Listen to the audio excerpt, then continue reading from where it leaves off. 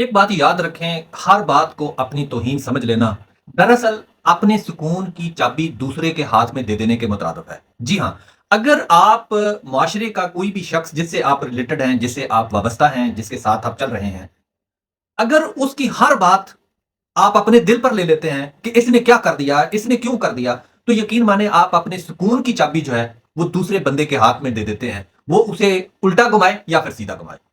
کوشش کریں آپ اپنے خوشی کی چابی جو ہے وہ اپنے پاس رکھیں۔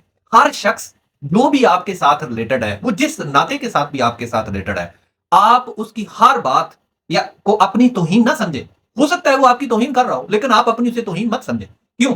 جب انسان ہر جملے پر رد عمل دینا شروع کر دیتا ہے، جب انسان اگلے بندے کے یا اپنے ساتھ چلنے والے لوگوں کے رد عمل کا جواب دینا شروع کر دیتا ہے، ان کے ہر بات کا رد عمل دینا شروع کر دیتا ہے، تو وہ اپنے خود کو غیر ضروری ذہنی مریض بنا لیتا ہے۔ جی ہاں، وہ پھر مخالف کر بن جاتا ہے۔ مگر جو شخص نظر انداز کرنا سیکھ جاتا ہے، جو شخص نظر انداز کرنا سیکھ جاتا ہے، وہ اپنی عزت نفس کو مضبوط کر لیتا ہے۔ جی ہاں، اگنور کرنا بھی سیکھیں۔ ہو سکتا ہے آپ کے ساتھ چلنے والا شخص آپ کو اذیت دے رہا ہو یا آپ کے صبر کا پیمانہ چیک کر رہا ہو سکتا ہے کہ وہ نالائق ہو سکتا ہے وہ آپ کو غصہ دلا کر آپ کے اندر جذبات پیدا کر کے وہ آپ کا نقصان کرنا چاہتا ہو۔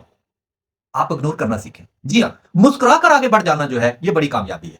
یقین مانیں، ایک اعلیٰ ظرفی انسان کے اندر یہ ہے کہ انسان جب کوئی دوسرا شخص اس کی دل آزاری کرے، جب کوئی شخص آپ کی دل آزاری کرے، آپ کو تکلیف پہنچانے کی کوشش کرے، آپ کو ذہنی اذیت دینے کی کوشش کرے، آپ مسکرا کر آگے بڑھ جائیں۔